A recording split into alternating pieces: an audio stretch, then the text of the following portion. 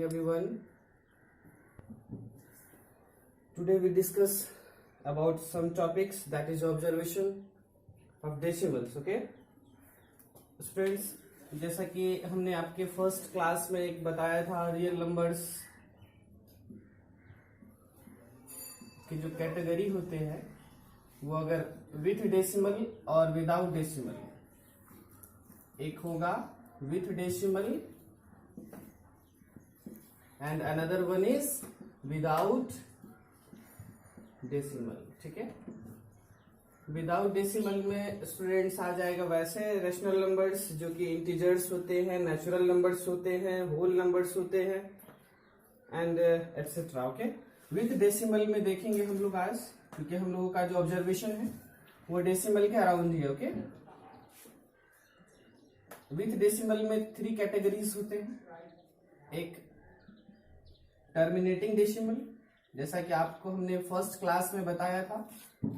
Terminating decimal terminate कर जाता है, ऐसा डेसिमल जो टर्मिनेट कर जाता है जब आप फ्रैक्शन को यानी डिनोमिनेटर से न्यूमरेटर में जब डिवाइड करते हैं तो कंप्लीटली वो उसका रिमाइंडर 0 आ जाता है.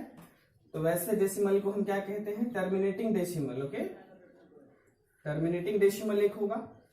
एक ऐसा केस आएगा कि टर्मिनेट नहीं होगा, बार बार वो वही डिजिट रिपीट होता है, उसको बोलते हैं non terminating repeating. Okay, non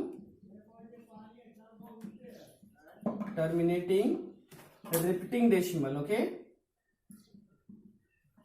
and third one होगा ऐसा कि ना तो टर्मिनेट करेगा और ना रिपीट होगा. ठीक है, नॉन, सबका एक एक एग्जाम्पल भी हम आपको दिखाएंगे. नॉन टर्मिनेटिंग एंड वो नॉन रिपीटिंग भी होगा. ठीक है स्टूडेंट्स, तो यहां पे जो आपका एक माइंड करने वाली बात है, ये जो रैशनल नंबर्स होते हैं कुछ ऐसे होंगे जैसे 1.21, 3, 1, 2, 5, 6 ऐसे वो शो ऑन. ओके, वो मतलब ऐसे ही बढ़ता चला जाएगा. तो ना तो टर्मिनेट हो रहा है और ना रिपीट कर रहा है, वो चेंज भी हो रहा है. तो ऐसे जो रैशनल नंबर्स होंगे, सॉरी ऐसे नंबर्स जो ऐसे डेसिमल नंबर्स जो होते हैं उसको बोलते हैं वो इरेशनल नंबर्स होता है. स्टूडेंट्स, क्या होता है? Irrational number. आपको ऑब्जेक्टिव्स में भी ऐसे क्वेश्चन पूछे जाएंगे, ऐसा आपसे बहुत सारे क्वेश्चन दिए रहेंगे. अगर जैसे सपोज ऐसा रहे, आपको पूछा जाए कि दिस इज रैशनल और इरेशनल, तो आप क्या चेक करेंगे कि ये जो रिपीट हो रहा है वो अगर सेम रिपीट कंटिन्यू सेम ही नंबर रिपीट करेगा तो वो तो रिपीटिंग हो गया. लेकिन अगर कोई भी ना टर्मिनेट भी नहीं हो रहा और रिपीट भी नहीं हो रहा, इट मीन्स वो कौन सा नंबर है स्टूडेंट्स? Irrational number. यहां से ऑब्जेक्टिव इसमें क्वेश्चन बनते हैं. ठीक है, फिर नॉन टर्मिनेटिंग रिपीटिंग, ये कैसा होगा? जैसे आप कहीं पे लिखा हुआ देखेंगे 1.6 बार. ओके, इसका ये रिप्रेजेंटेशन होगा स्टूडेंट्स 1.666. ये रिपीट हो रहा है कंटिन्यू. ओके, तो ये रिपीटिंग डेसिमल है, ये जो डिजिट है 6 वो रिपीट कर रहा है. तो ये ऐसे नंबर्स आपको अगर कहीं दिखे इस तरह के, तो वो कौन से नंबर होते हैं? रैशनल नंबर होते हैं स्टूडेंट्स. ओके, टर्मिनेटिंग और नॉन टर्मिनेटिंग रिपीटिंग जो डेसिमल्स होते हैं उसको रैशनल नंबर बोलते हैं. ठीक है, ऑब्जेक्टिव में बहुत इस पे बेस्ड क्वेश्चन आते हैं स्टूडेंट्स. Rational number. ओके, अब इस पे कैसे हम लोग, फिर एक क्वेश्चन आता है स्टूडेंट्स कि without actual division show that this decimal is terminating और non terminating repeating decimal. Okay, ऐसे कुछ क्वेश्चंस आएंगे.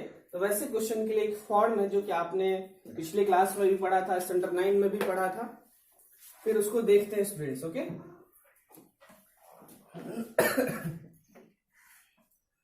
समझ में आया? Terminating and non terminating repeating decimals जो होंगे वो कौन से नंबर्स में जाते हैं? वो रैशनल नंबर्स में लाइज करेंगे. और जो थर्ड वन होता है non terminating and non repeating decimal, वो कौन से होते हैं? इरेशनल नंबर्स होते हैं. यहां से ऑब्जेक्टिव्स के क्वेश्चन बनते हैं, याद रखेंगे आप लोग. ओके, फिर आप समझेंगे कि ये जो टर्मिनेटिंग, अगर आप देखिए आप कोई भी रैशनल नंबर्स जब भी होगा तो वो किस फॉर्म पे होता है स्टूडेंट्स? पी बाय क्यू के फॉर्म में. क्लियरली दिख रहा है आप लोगों को? ओके, कोई भी रैशनल नंबर्स होगा तो वो किस फॉर्म में होता है?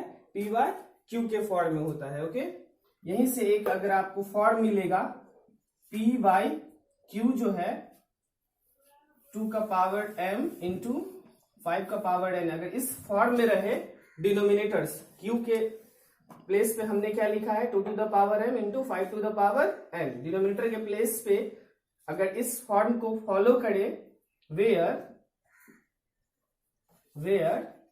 m and n are non-zero integers students, where m n are non-zero integers,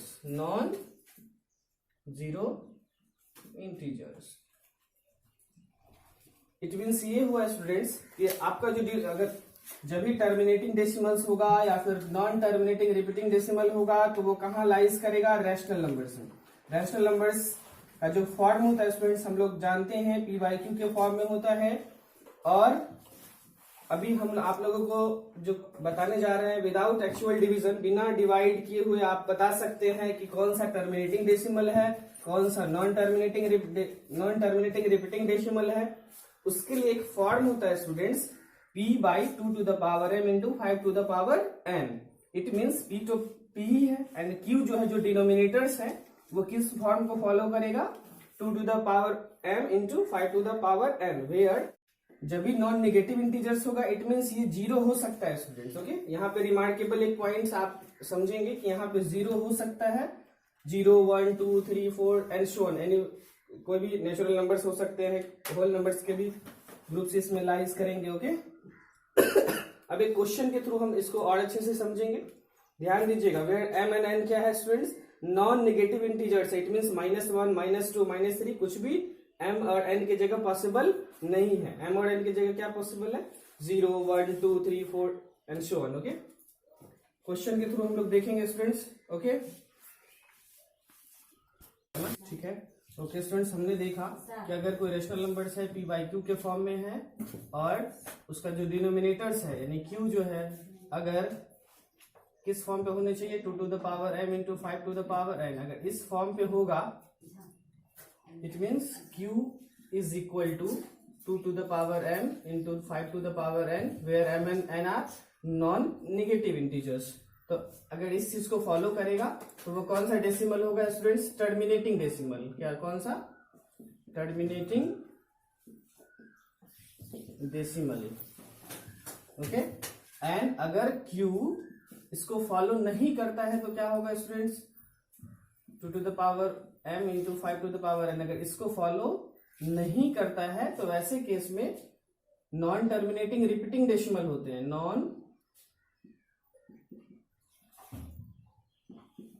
non terminating repeating decimal. क्या होता है students, non terminating repeating decimal. ठीक है, ठीक है। इसको एक क्वेश्चन के थ्रू हम लोग देखेंगे। Show that without actual division,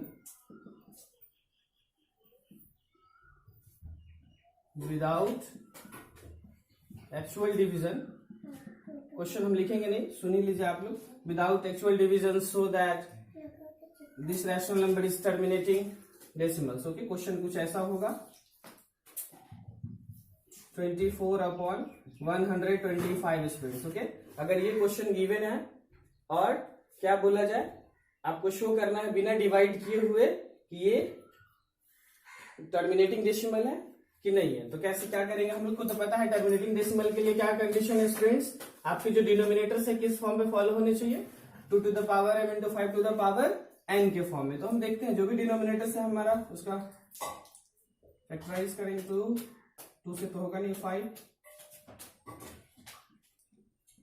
it means 24 by, देखिए 5 टू द पावर 3, 2 का पावर कुछ भी नहीं है तो हम लोग तो 0, कुछ भी पावर नहीं, इट मीन्स क्या है, 0 है। ठीक है, तो हमारा किस फॉर्म पे फॉलो कर रहा है students, 2 to the power m into 5 to the power n। इस फॉर्म पे फॉलो किया इट मीन्स हम लोग क्या लिख सकते हैं, 125 is equal to 2 to the power 0 into 5 to the power 3। ये किसको फॉलो कर रहा है, 2 to the power m into 5 to the power n, इसको फॉलो कर रहा है। Hence Hence 24/125 is terminating decimal. अगर हमको यही पता करना होता कि टर्मिनेटिंग है कि नहीं है तो हम लोगों को बस यहाँ तक का काम चल गया। फिर कभी कभी इसमें क्वेश्चन प्रोसीड किए जाते हैं।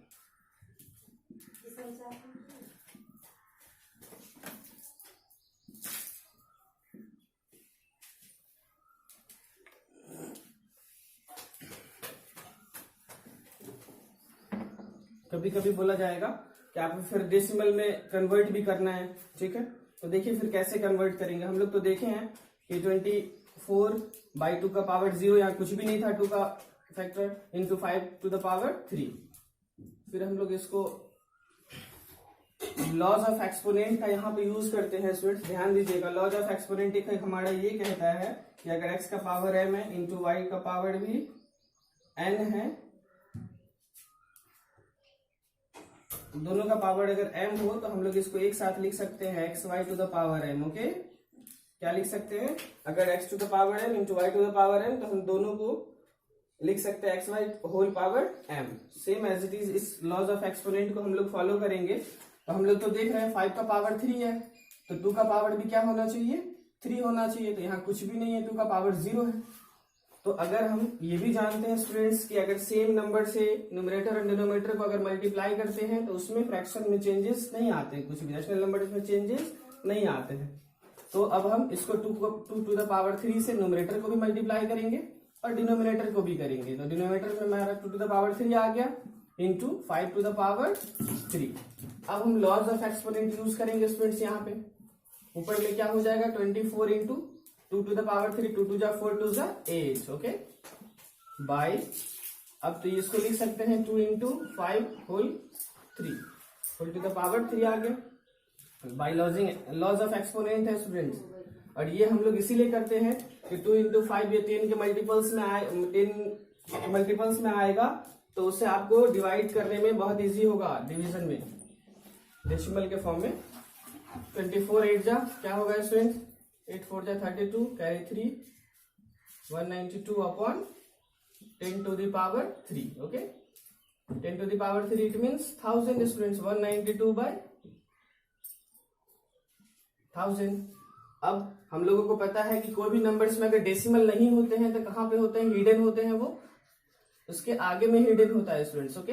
और अगर डिवाइड कर रहा है 3 0 है यहाँ तो 3 डिजिट पीछे डेसिमल शिफ्ट हो जाएगा तो हो जाएगा 0.192। तो डेसिमल फॉर्म में भी हमने कन्वर्ट कर लिया, ठीक है। आपको ऐसे ही पूछा जाएगा स्टूडेंट्स कि without actual division so that this is terminating और non terminating repeating decimal. If अगर टर्मिनेटिंग डेसिमल है तो उसको फिर डेसिमल में कन्वर्ट करने का ये क्वेश्चन पूछा जाता है। सपोज कि क्वेश्चन था हमारा 24/125। हमने देखा कि 125 जो है तो हमको तो क्या चाहिए, किस फॉर्म में होने चाहिए? 2 to the power m into 5 to the power n form में। उस फॉर्म को फॉलो कर रहा है स्टूडेंट्स, ओके। इट मीन्स ये क्या था? Terminating decimal. फिर अगर हम इसको डेसिमल में कन्वर्ट करते हैं तो एक लॉज ऑफ एक्सपोनेंट का यूज करते हैं। क्यों? क्योंकि डिनोमिनेटर्स हमारा 10 का मल्टीपल हो जाएगा। जब भी 10 का मल्टीपल होगा तो हमें डेसिमल विदाउट डिवीजन हम लोग डेसिमल फाइंड आउट कर सकते हैं, ओके। नेक्स्ट क्वेश्चन एक और देखते हैं स्टूडेंट्स।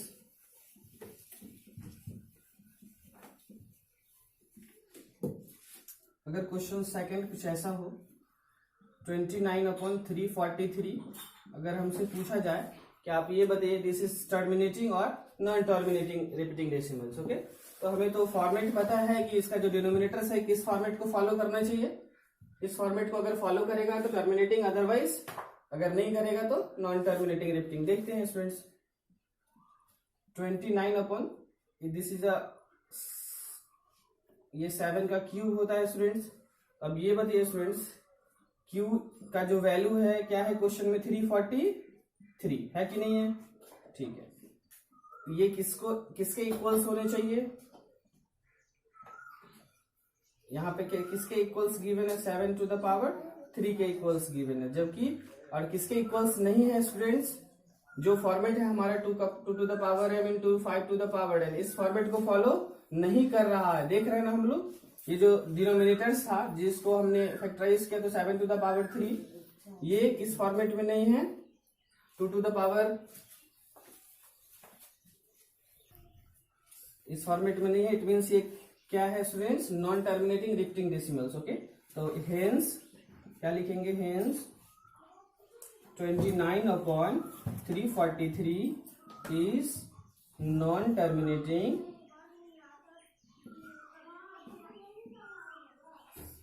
Repeating decimal. हम लोग कैसे समझ गए स्टूडेंट्स, हमारे पास जो बस डिनोमिनेटर्स के फॉर्मेट को देखना है और इसमें कोई कंफ्यूजन नहीं है। अगर इस फॉर्मेट को फॉलो किया तो टर्मिनेटिंग, इस फॉर्मेट को नहीं किया तो नॉन टर्मिनेटिंग।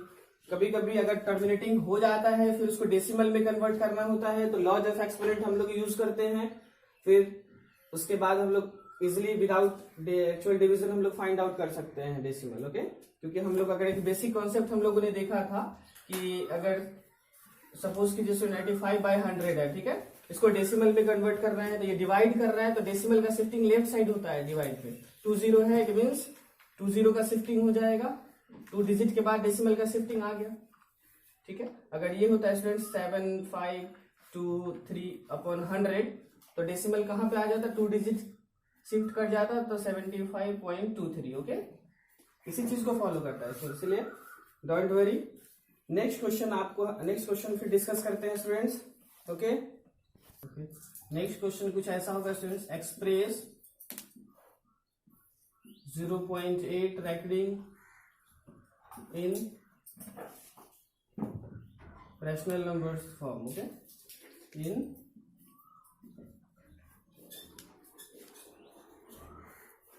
ये तो रैशनल नंबर्स है, एक्सप्रेस इन स्टैंडर्ड फॉर्म।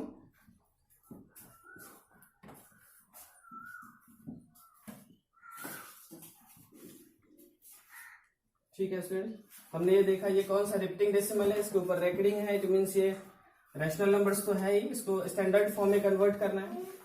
ऐसे क्वेश्चन को कैसे हम लोग प्रूव करते हैं देखेंगे। Let x is equal to, इसको लेट करते हैं स्टूडेंट्स, 0.8 रेकरिंग। ठीक है, तो रेकरिंग क्या रिप्रेजेंट करता है स्टूडेंट्स की ये जो नंबर्स है जिसके ऊपर रेकरिंग है वो रिपीट कर रहा है। ठीक है, तो हम लोग लिख सकते हैं 0.888 एंड सो ऑन। ओके, कोई कंफ्यूजन नहीं, क्यों, क्योंकि हमने जो भी रेकरिंग था उसका वो मीनिंग होता है कि वो नंबर रिपीट कर रहा है, तो उसी को हमने एक्सपांड कर लिया। अब हम लोग अगर कोई भी ऑपरेशन एलएचएस के साइड और आरएचएस के साइड अगर अप्लाई करते हैं तो कोई भी चेंजेस इक्वेशन में नहीं आते हैं स्टूडेंट्स, ये हम लोग जानते हैं। अभी हम मल्टीप्लाई करेंगे बोथ साइड बाय 10, क्यों, क्योंकि ये 1 डिजिट के बाद ही रेकरिंग था, इसीलिए 1 डिजिट ही शिफ्ट कर लेंगे तो काम चल जाएगा, इसीलिए multiplying both side by x, both side by x. ठीक है, सॉरी, बोथ साइड बाय 10। अगर दोनों साइड हम 10 से मल्टीप्लाई करें तो इक्वेशन में कोई चेंजेस नहीं आते स्टूडेंट्स, तो ये क्या हो जाएगा 10x इज इक्वल टू, ये क्या हो जाएगा, अब मल्टीप्लाई करते हैं तो डेसिमल का शिफ्टिंग राइट साइड होता है स्टूडेंट्स, याद रखिएगा, डिवाइड में लेफ्ट साइड और मल्टीप्लाई में राइट साइड। तो हम 10 से कर रहे हैं, इसमें एक ही 0 है, तो डेसिमल का शिफ्टिंग 1 डिजिट राइट हो जाएगा। ओके, तो क्या हो जाएगा 8.88 एंड सो ऑन। ओके, कोई कंफ्यूजन है स्टूडेंट? नो। अब देखेंगे हम इसको इक्वेशन 1 लेट कर लेते हैं। 10x इज इक्वल टू, इसको क्या लिख सकते हैं 8 प्लस 0.888 रेकरिंग। ठीक है, इसको एक्सपैंडेड फॉर्म में हमने लिखा और कुछ नहीं किया। अब ये बताइए स्टूडेंट्स, आपने इक्वेशन 1 में 0.888 को क्या लेट किया था x, तो हम put the value of equation 1, अगर हम यहाँ इसके जगह इक्वेशन 1 का वैल्यू पुट कर ले x तो कोई प्रॉब्लम नहीं। ठीक, एलएचएस में क्या है 10x। ठीक है, अब